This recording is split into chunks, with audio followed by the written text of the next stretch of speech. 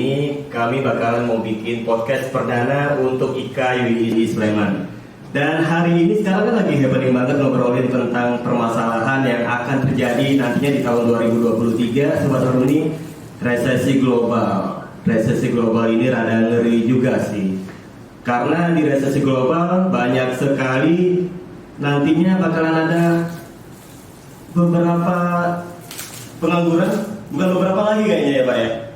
Bakalan banyak sekali teman-teman kita yang nganggur atau juga mungkin pelaku-pelaku usaha yang kesusahan atau pilot. Nah, kali ini nih mumpung sekarang ada dua narasumber kita, aku kenalin dulu nih. Yang pertama ada Bapak Priyonggo Suseno, SE MSc PhD. Beliau pendidikannya di sapa dulu ya Pak.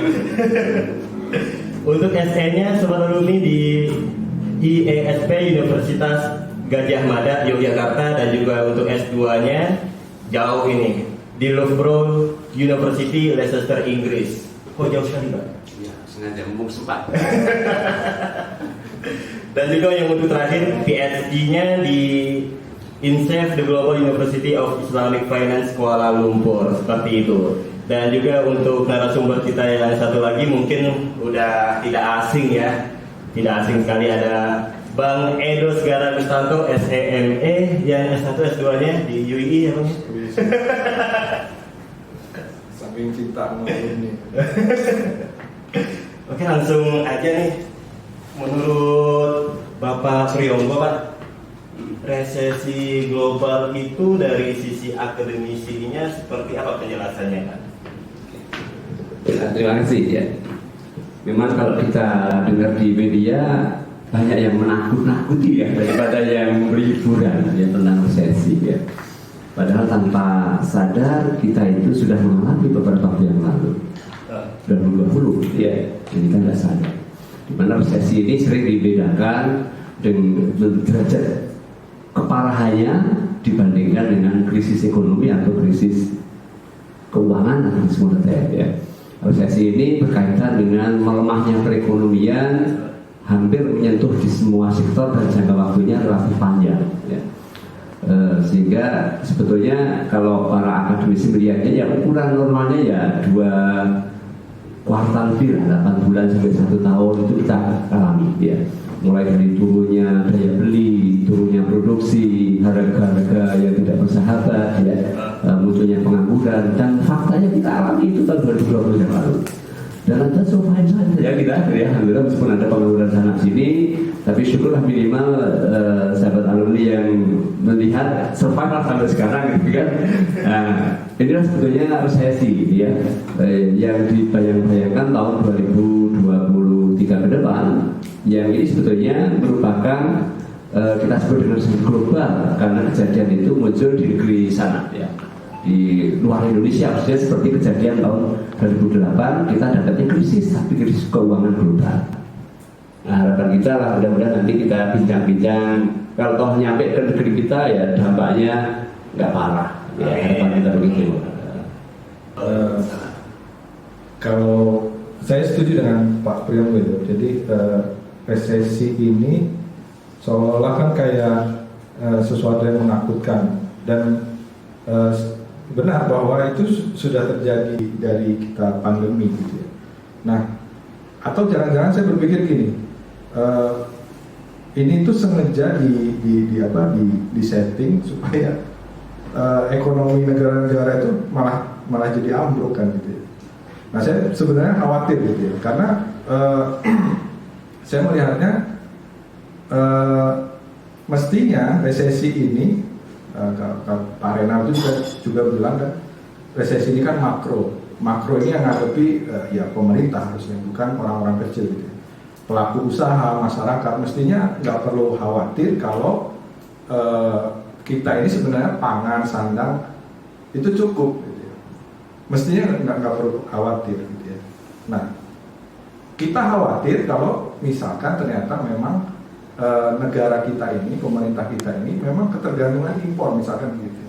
Banyak yang diimpor ke negara lain, dan itu misalkan itu makanan pokok kita, pasti kita terpengaruh kalau kasusnya seperti itu. Tapi saya melihatnya nggak seperti itu gitu ya.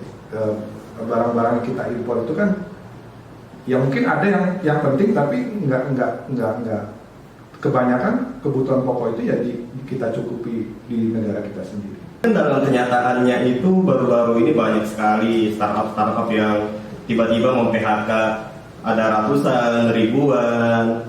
Nah itu bagaimana tidak khawatir kalau misalnya dari kata abang-abang ini tadi itu kan kita nggak perlu khawatir nih gini. Apa sih langkah-langkahnya kalau buat anak-anak muda khususnya yang sekarang lagi mencari kerja, baru-baru lulus dari WI, itu kan nyari kerja susah sekali, apalagi ada yang udah dapat kerja, tahu-taunya tiba-tiba kena PHK.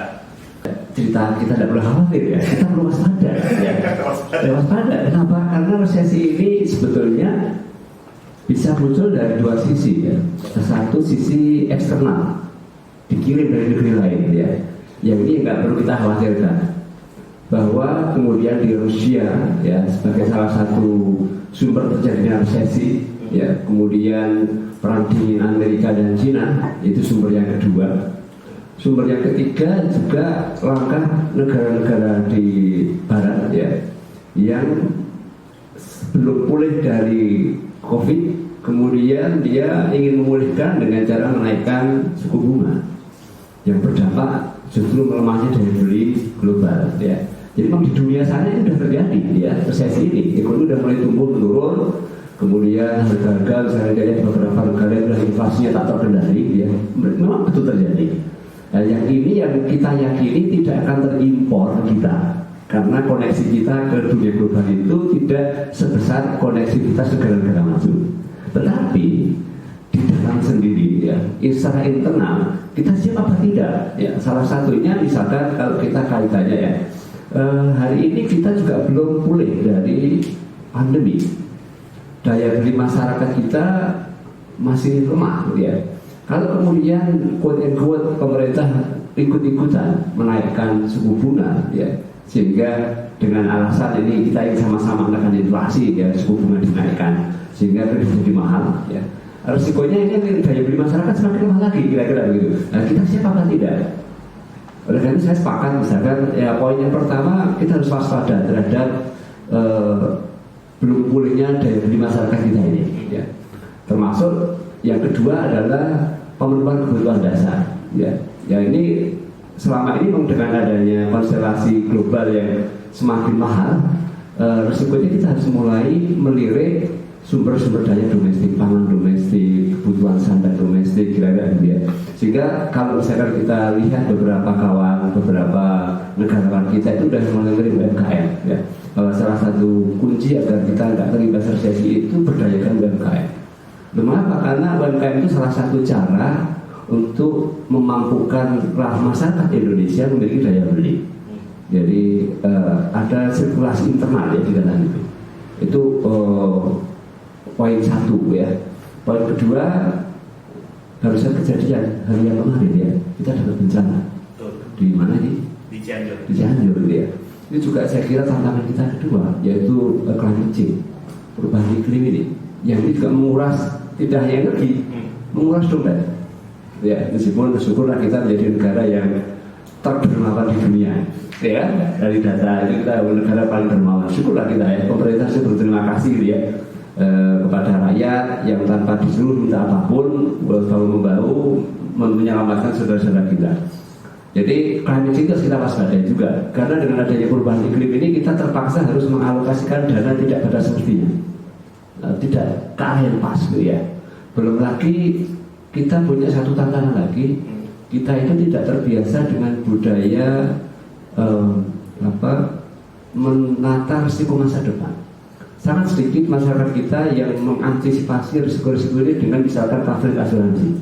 Nah, sehingga ketika ada kejadian yang risiko menimpa kita, lagi-lagi kita minta tolong ya kepada government atau yang lain.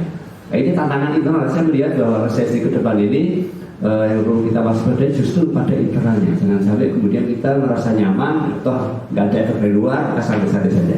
Ya. Mungkin Bang itu punya solusi. Saya tadi memang benar bahwa faktanya di beberapa negara itu sudah mem-PHK karyawannya. Bahkan di Indonesia juga sudah banyak perusahaan-perusahaan itu yang mem-PHK. Tapi saya melihatnya itu sebagai apa ya, kalau dalam manajemen itu kan tadi ada resiko tadi ya, jadi dia mengantisipasi gitu. Mengantisipasi kemungkinan di 2023. Jadi dalam mengantisipasi itu tentu dia harus melakukan penghematan operasional dan seterusnya. Yang itu memang pasti kan karyawan itu sumber operasional terbesar gitu ya. Sehingga mungkin perlu dirampingkan gitu. Jadi saya melihatnya lebih kepada antisipasi. Tapi benar bahwa Pak Priambo bilang tadi kita bukannya nggak perlu takut. Ya. Betul kita harus waspada. Dan menurut saya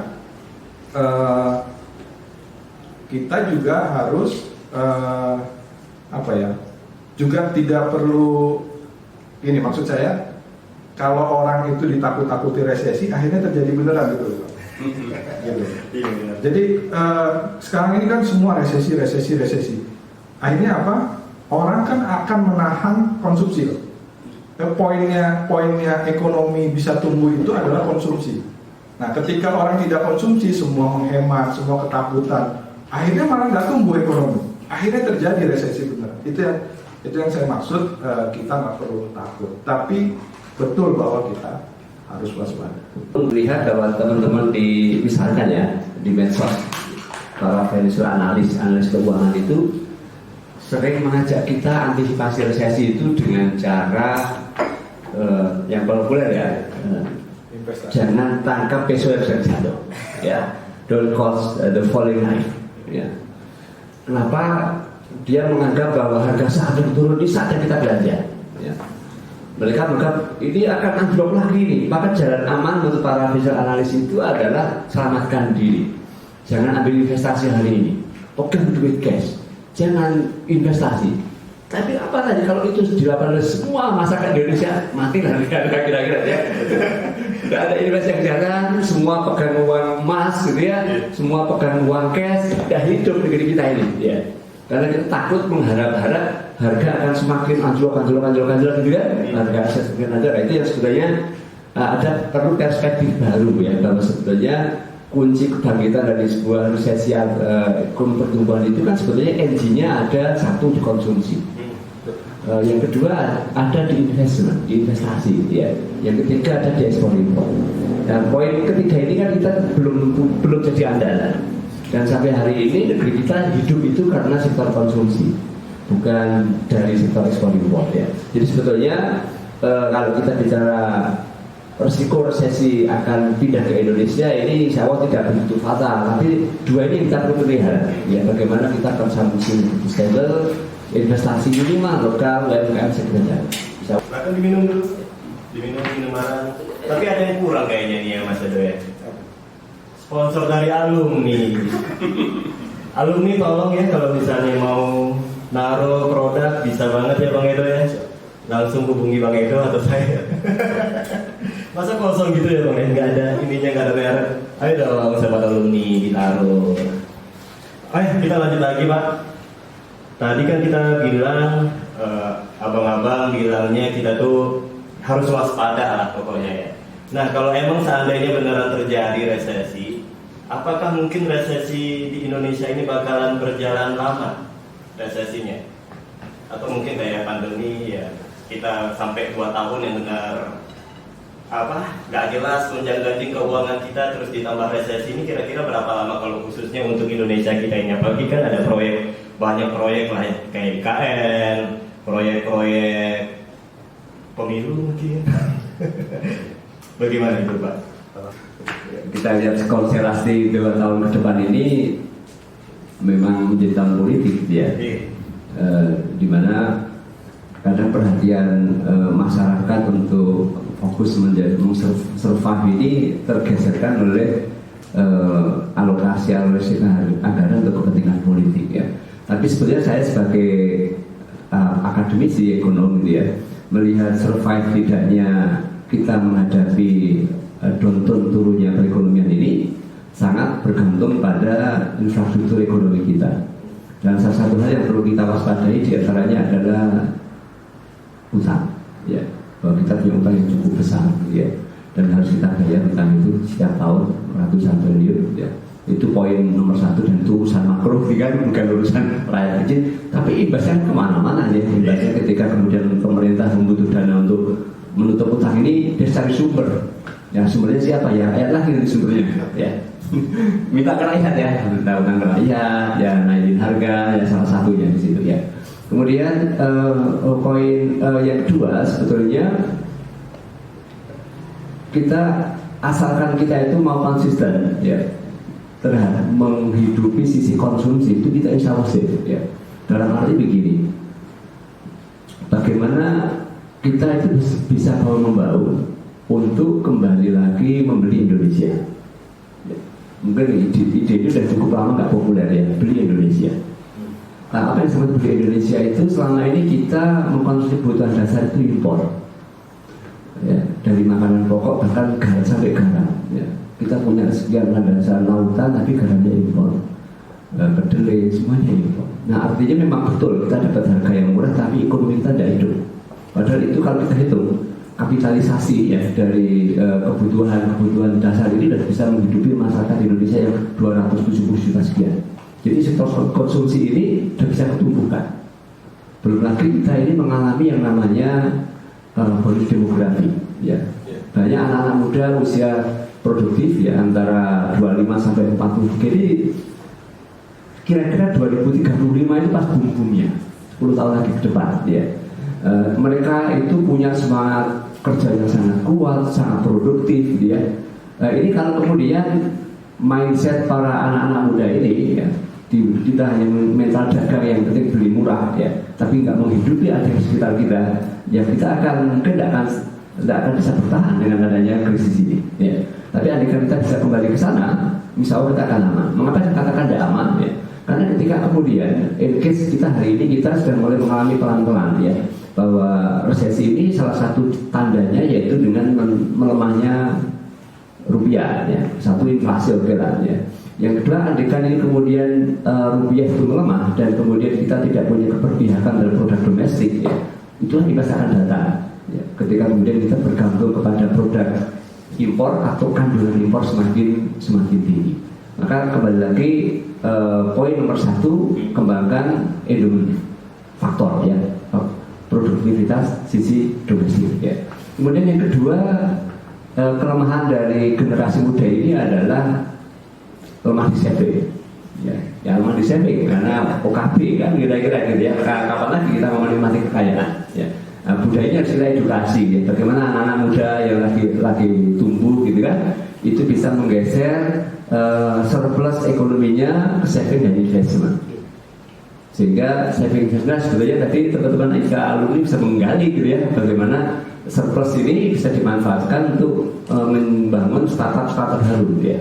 Nah itu ekspektasi kedua yang kira-kira menjadi bayangan saya untuk menyemangati agar kita tidak lama-lama lah menerima dampak resesi ya. Kemudian poin ketiga ini agak beda sedikit ya, yaitu tentang bisa nggak kita kembangkan emosional ekonomi ya. Sebenarnya kita punya ekonomi berbasis emosional, yaitu ekonomi Islam ya.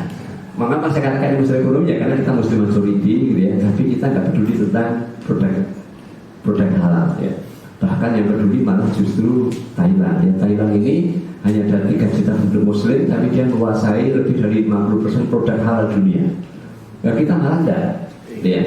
Artinya kita belum ada ikatan emosional dengan produk yang namanya halal itu, yang ada halal. Padahal kita masuk di sini. Ini sebenarnya potensi pasar besar ya, potensi pasar raksasa di negeri kita sendiri yang belum kita kembangkan untuk kita survive. Tapi ini masih PR ya, PR panjang yang harus kita hadapi. Jadi kalau itu mungkin awal yang bisa saya sampaikan. 2 tahun lagi ada momentum tahun politik ya. Mungkin perspektif saya mungkin agak berbeda. Maksud saya malah melihatnya tahun politik ini justru kans buat para UMKM. Kan banyak UMKM yang terdampak dengan anggaran politik ini sebenarnya. Dan saya rasa anggaran ini kan sudah dianggarkan jauh-jauh hari menurut saya. Meskipun sempat pemerintah mau menunda pemilu ya, kemudian memperpanjang masa jabatan presiden ya, tapi kan itu tidak terjadi. Dan saya melihatnya secara undang-undang juga nggak mungkin ditunda gitu ya. Dan anggarannya sudah ada, dan anggaran itu saya rasa justru nanti akan menghidupkan para UMKM ini ya. Kan banyak yang terdampak ya dari advertising, kemudian garment ya,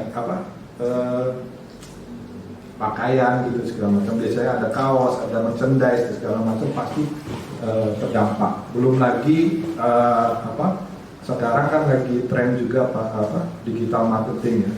Orang sekarang mungkin tidak akan kampanye ke rumah, dari rumah ke rumah, tapi sekarang karena masyarakat Indonesia ini sudah pakai gadget semua, mereka pasti akan sosialisasi lewat sosial media, dan itu juga butuh biaya juga. Nah, pasti akan lari ke sana. Meskipun digital marketing ini lebih banyak larinya ke luar negeri mungkin ya Pak, karena Facebook, Instagram kan bukan punya Indonesia kan begitu ya. Tapi larinya ke sana. Tapi mungkin mereka dapat anunya aja sih, mungkin jasa yang mempromosikannya atau yang membuat iklannya itu yang kena dampaknya. Kemudian yang kedua, jangan lupa 2 tahun yang lalu kita itu tadi saya menggarisbawahi bahwa hemat saya resesi ini mestinya kita jaga dengan konsumsi tadi, karena konsumsi itu yang bisa menumbuhkan ekonomi kita. Pak Priambo tadi kan nyinggung juga masalah kalau kita semua saving, ya kan, semua pegang uang cash, nggak jalan itu ekonomi, nggak ada konsumsi. Ya. Nah, 2 tahun yang lalu sebenarnya kita patut bersyukur karena ada di negara kita ini ada namanya lembaga filantropi. Ya. Ada lembaga zakat yang pada saat pandemi kemarin itu luar biasa gitu ya, mengeluarkan dana yang cukup besar untuk membantu para duafa ya yang terdampak secara pandemi, yang benar-benar terpukul gitu ya, dibantu cuma-cuma oleh para lembaga filantropi ini ya. Nah, meskipun ya banyak PR juga sih di lembaga filantropi ini, kadang-kadang kurang kompak gitu ya. Kalau mereka ini kompak gitu ya, antara BAS dan LAS, kemudian lembaga filantropi yang ada di Indonesia ini, saya yakin benar yang dikatakan Quran bahwa zakat, infak, dan sedekah itu sebagai salah satu pengentasan kemiskinan. Dan saya meyakini itu gitu ya. Meskipun ada juga orang-orang Islam yang meragukan itu gitu. Ada ya, ada yang meragukan ayat itu ya. Tapi saya tidak meragukan itu karena kenapa? Dalam konsep Quran tersebut benar, ketika kita sudah kaya, ketika kita sudah cukup, kita itu tetap disuruh konsumsi, tapi konsumsinya digeser. Yang konsumsi duafa, karena kita sudah cukup, ya. Duafa, uang kita digeser ke duafa supaya mereka konsumsi, supaya ekonomi juga tetap bisa tumbuh. Tentang resesi ekonomi ini kan sangat menarik ya, apalagi tadi itu abang-abang ada menyinggung tentang anak muda yang masalahnya itu kurang bisa untuk saving money. Dan kebetulan kita sekarang lagi ditonton oleh anak-anak muda juga, boleh suaranya anak-anak muda? Jadi kami tidak sendirian, bukan hanya bertiga dan 2 teknis kamera itu bukan sobat alumni, jadi ini lagi ramai sekali, ada mahasiswa aktif Universitas Islam Indonesia, dan ya karena ada beliau dosen Fakultas Ekonomi Universitas Islam Indonesia. Oh iya Pak, tadi saya juga mau ini, sebelum kita lanjut lagi, buku-buku Bapak boleh saya ini dulu ya. Sobat alumni boleh banget kalau misalnya penasaran dengan tulisan-tulisannya Bapak Priambo Suseno SE MSc. Ini ada beberapa judul buku yang bisa kita beli. Yang pertama itu Pengelolaan Zakat yang Efektif, Konsep dan Praktif di beberapa negara. Itu free. E-book ya. E-book. Terus juga yang kedua, Manajemen Risiko dan Asuransi Syariah, modul Universitas Terbuka. Itu free juga, Pak? Harus jadi mahasiswa UT. Universitas Terbuka. Iya, di Universitas Terbuka. Terus juga buku beliau yang ketiga itu ada Ekonomi Islam, ditulis bersama dengan tim Pusat Pengkajian dan Pengembangan Ekonomi Islam Universitas Islam Indonesia. Ini bisa didapatkan di mana, Pak? Di mana-mana. Baik. Kita lanjut lagi. Tadi kan saya ngobrolin tentang ini Pak, menyinggung tentang masalah anak muda ya Pak. Karena kebetulan kita sedang ditonton anak muda juga. Ini bagaimana Pak solusinya? Selain itu kan anak muda itu susah saving money, dan kebetulan saya juga termasuk orang yang susah untuk berhemat Pak. Bagaimana solusinya untuk anak-anak muda ini biar lebih bertahan, bisa survive, bisa tetap belanja, bisa tetap malam mingguan di tahun 2023. Bagaimana ya solusinya? Oke, ini tantangan kita ke depan lagi, yaitu pentingnya literasi keuangan, financial literacy ya. Literasi keuangan ini kalau di Barat sudah punya profesi yang dapat gaji nomor 2 tertinggi setelah lawyer. Ya. Iya. Tapi di kita nggak laku. Karena yang mau konsultan nggak banyak, hanya dari kota-kota besar ya. Nah, apa sebetulnya literasi keuangan ini? Jadi mengajari kepada kita tuh bukan hanya mengenal uang, tapi mengenal apa fungsi uang, bagaimana menggunakan uang itu kira-kira ya. Masyarakat kita kadang tidak bisa membedakan, poin sederhana aja ya. Membedakan antara mana kebutuhan pokok dan mana kebutuhan tak pokok itu sulit dibedakan. Yang penting daftar list dibelanjain semuanya. Kemudian contoh yang kedua, kita itu tidak tahu sebetulnya dapur dompet kita ini aman tuh berapa bulan, tapi kita banyak nggak tahu gitu kan. Nah ini sebetulnya aman untuk jangka waktu berapa bulan itu berapa tahun. Ya. Yang ketiga, banyak anak muda ini yang tidak begitu mungkin peduli tentang sebetulnya kita butuh dana emergensi apa tidak sih. Kalau butuh itu di bidang apa saja, kebutuhannya berapa. Ya. Kemudian yang ketiga, hidup ini kan tak pasti ya. Ya, meskipun kita masih muda, berharap umurnya lebih panjang, kira-kira gitu kan. Tetapi kadang anak-anak muda itu juga kurang berhitung tentang yang namanya risiko ketidakpastian. Ya. Sehingga yang terjadi itu hari ini rata-rata kalau kita punya duit, punya uang itu, yang dipikirkan pertama kali itu belanjanya. Ya. Nanti nomor 2 itu adalah baru kita berpikir tabungan. Nomor ketiga baru berpikir investasi. Ya. Kalau kita punya pola semacam ini, saya jamin tidak akan ada investasinya. Semua habis dibelanjain, saya kira gitu kan. Karena hanya investasi itu merupakan sisa-sisa saja. Nah, disitulah perlunya literasi keuangan untuk mendudukkan sebetulnya alokasinya itu uang itu kemana dulu, untuk apa dulu. Nah, literasi keuangan ini sebetulnya ada profesinya yang disebut dengan financial planner, para perencana keuangan yang hari ini menjadi masih ilmu elit yang belum menyentuh seluruh lapisan masyarakat ya. Padahal semua kita butuh. Yang butuh literasi keuangan bukan hanya anak muda yang punya duit, semua perlu itu. Kita sering nyampein misalkan pada masyarakat yang paling kecil ya, sebut aja ya, seperti saya bicara tentang belanja. Kadang itu kita nggak sadar belanja yang banyak tak terasa, tak ada manfaat yang signifikan bagi pertumbuhan ekonomi kita. Sebut aja ya, saya tidak bicara halal haram, rokok ya. Andai kan rokok itu halal ya, dan rokok itu tidak diharamkan. Rokok fatwa kita masih antara halal dan haram ya. Tetapi masyarakat pernah nggak gitu berapa belanja per hari per bulan?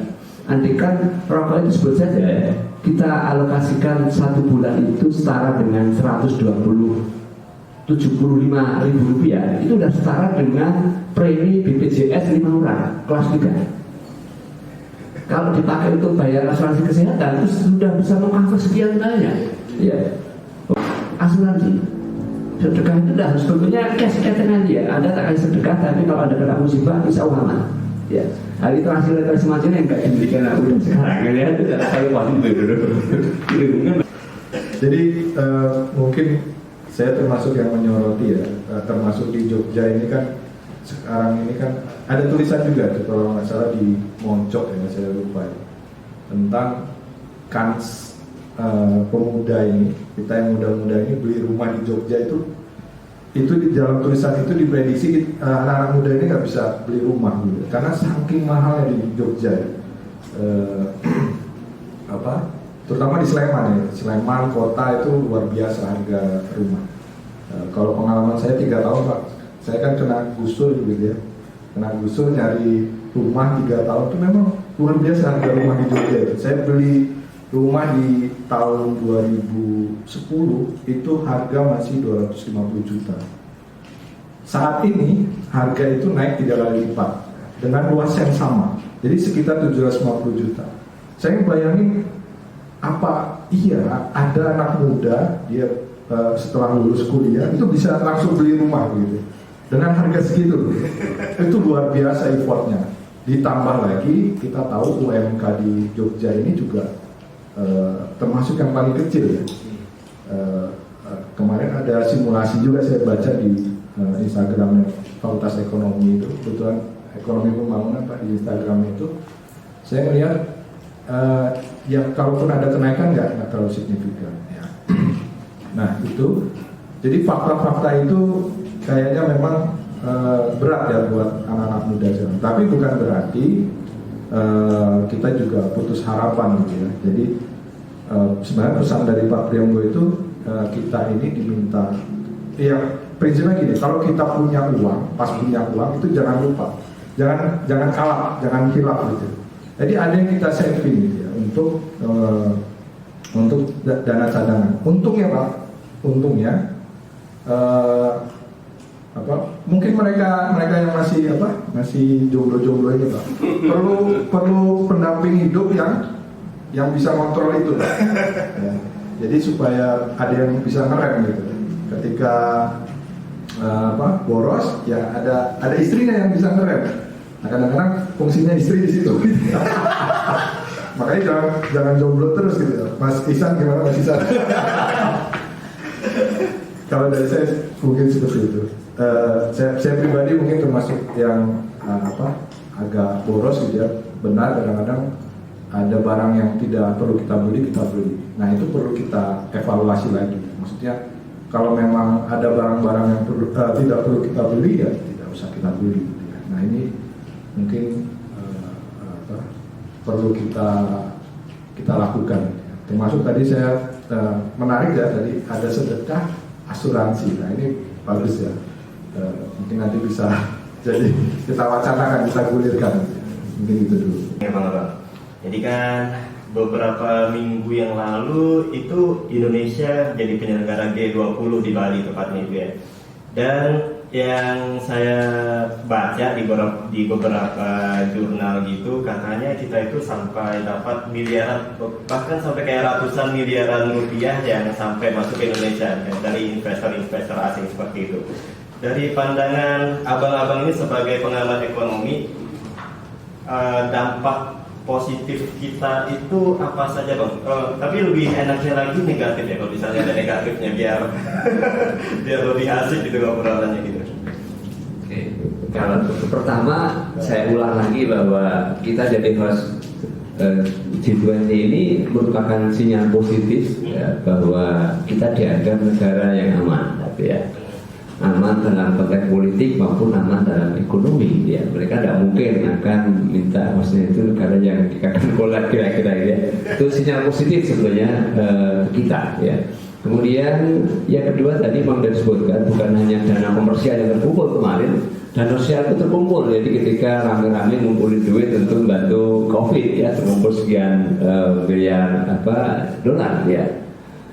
Sisi lain memang kalau kita sebagai ekonom itu dengan kita terlibatnya di G20 meeting di Bali kemarin itu menunjukkan bahwa exposure Indonesia ke dunia ini naik.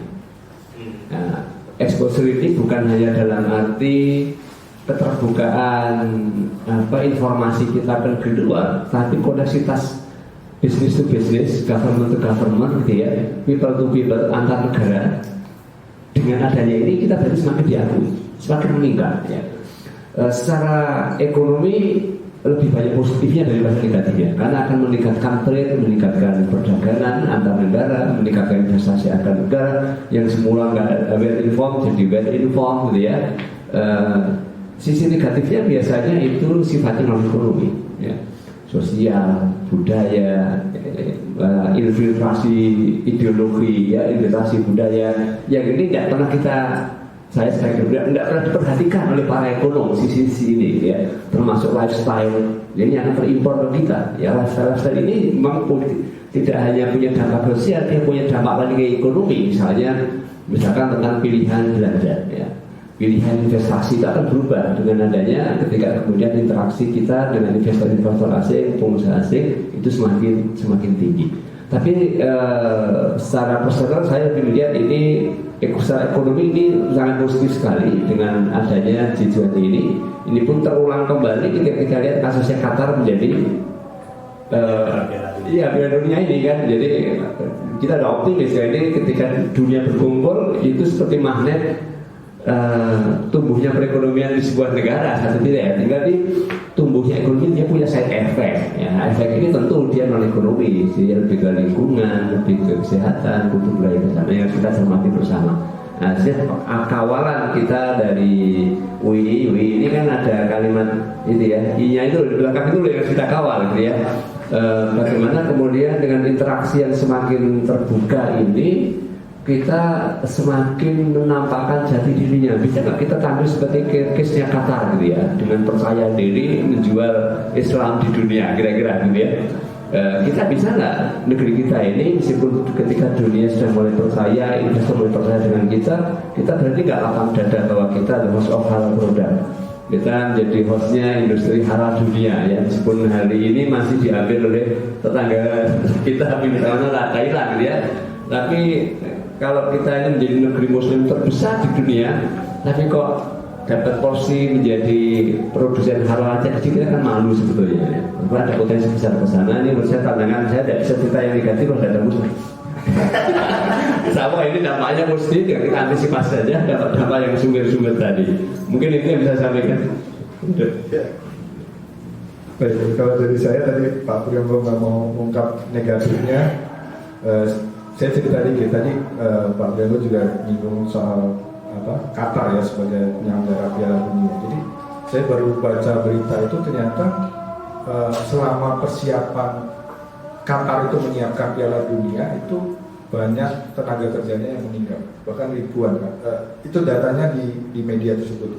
Saya nggak tahu yang benarnya seperti apa, tapi bahwa ada sisi gelapnya juga di situ. Nah, dalam konteks Indonesia ya G20 ya, saya melihatnya ya itu memang banyak yang positif ya, karena di G20 itu membicarakan krisis keuangan global, perdagangan, kemudian penanganan pandemi dan lain-lain ya. Tentu itu berimpact positif kepada kita. Bahkan saya juga membuat catatan gitu ya di kumparan itu G20 dan harapan akademisi ekonomi syariah. Saya berharap pertemuan G20 itu ya ada impactnya juga buat ekonomi syariah gitu ya, terutama pengenalan produk-produk halal. Tadi Pak Priyogo juga nyinggung tentang produk-produk halal. Mestinya benar, kita ini kadang-kadang kok kurang pede ya dengan bahwa kita ini muslim terbesar di dunia ya gitu ya, yang hampir sekian persen ya, hampir 100% itu muslim. Mestinya kita bangga ya. Meskipun ya ada suara-suara supir juga tentang produk halal, wisata halal, seolah-olah negara ini mau disyariahkan dan seterusnya. Padahal makanan halal itu kan bagus ya, maksudnya secara medis, secara kesehatan dan seterusnya. Kalau itu yang digali ya, bukan kita nakut-nakutin misalnya kamu harus makan makanan halal karena ini sesuai syariah dan seterusnya. Ya harusnya yang kita munculkan ya bukan itunya saja, tapi dari sisi kesehatannya, dari sisi kebersihannya dan seterusnya yang pelan-pelan kita berdakwah itu nggak ngomong langsung ini halal loh, ini syariah loh, tapi dari sisi-sisi yang lain yang kemudian nanti bisa diterima. Termasuk soal Qatar tadi kan dalam pembukaannya aja luar biasa dengan menggunakan ayat-ayat Al-Quran ya, yang saya yakin ada fakta baiknya Pak, di Qatar itu. Jadi banyak, saya juga baca bahwa banyak orang yang kemudian jadi mu'alaf ketika kesana gitu. Ketika menyaksikan Piala Dunia itu banyak yang jadi mu'alaf. Jadi itu ya. Jadi kemudian balik lagi ke G20 tadi, saya sih berharap memang investasi-investasi tadi ya, yang dari luar itu, pertama tentu saya berharap itu bukan investasi singkat ya, sehingga negara kita dipaksa untuk kerja keras untuk membayar hutang lagi kan investasi itu ya hutang juga kan gitu ya, hutang apa ya, maksudnya hutang tidak langsung gitu ya. Tapi kan kalau waktunya agak panjang, terus bunganya lebih rendah dan seterusnya, itu tentu akan memudahkan negara kita gitu ya. Kalau ngomongnya secara makro, mungkin itu sih. Baik abang-abang, jadi pada intinya itu sobat alumni kita itu bukan tidak perlu khawatir tentang resesi ekonomi global, tapi kita harusnya waspada seperti itu ya Pak ya. Waspada, terus juga buat anak-anak muda, mahasiswa yang masih aktif di Universitas Islam Indonesia, coba tolong untuk punya apa tadi itu Pak? Apa namanya? Anggaran keuangan gitu ya Pak? Anggaran keuangan, tapi istilahnya apa tadi? Literasi keuangan. Nah itu dia literasi keuangannya. Nanti kita bikin Pak di P3I Pak. Boleh. Ada yang belum berlagak. Nah itu dia sobat alumni, berdasarkan dari podcast, berawal dari podcast, ketemu langsung punya proyek baru. Nanti kerjasama dengan IKAWI Pak. Boleh banget. Jadi sobat alumni, sekian podcast kita hari ini tentang resesi ekonomi global. Kita bakalan hadir lagi nanti, nggak perlu diomongin sekarang judulnya apa, temanya apa, nanti ditunggu aja di video kami. Kalau mau tahu info update-nya, follow Instagram IKAYUI Sleman. Terima kasih Pak Priyanto. Terima kasih. Bang Edo Segara.